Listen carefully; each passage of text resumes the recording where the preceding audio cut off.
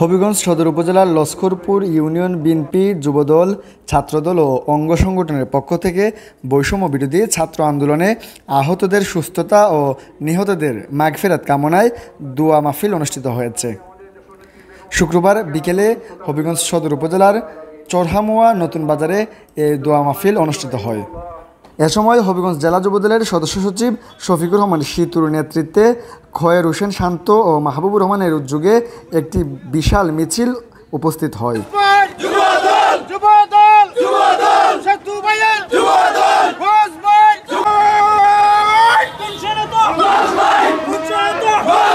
এতে প্রধান অতিথি হিসেবে উপস্থিত ছিলেন কেন্দ্রীয় বিএনপির সাংগঠনিক সম্পাদক আলহাজ জি.কে. গৌস।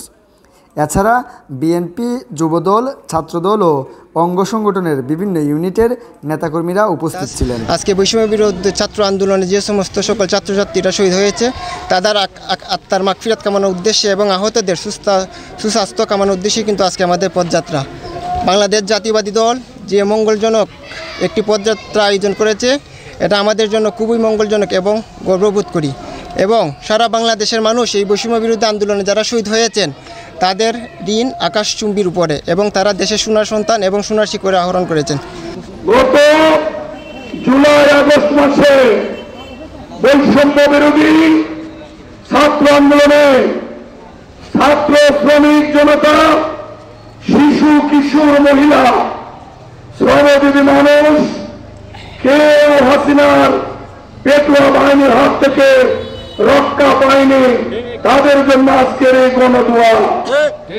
বাংলাদেশের শুধু বৈষম্য বিরোধী ছাত্র আন্দোলনে না, হাসিনা পতনের আন্দোলনে অসংখ্য মানুষ গুলিবিদ্ধ হয়েছেন, বন্ধুত্ব বরণ করেছেন।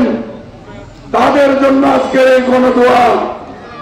বিএনপির চেয়ারপারসন, সাবেক তিনবারের নির্বাচিত প্রধানমন্ত্রী দেশনেত্রী বেগম খালেদা জিয়া পালিয়ে যাওয়া স্বৈর শাসক শেখ হাসিনার কারাগারে দীর্ঘ ৬টি বছর বন্দী থেকে আজকে গুরুতর সুস্থ অবস্থায় খালেদা জিয়ার জন্য আজকে দোয়া হবে।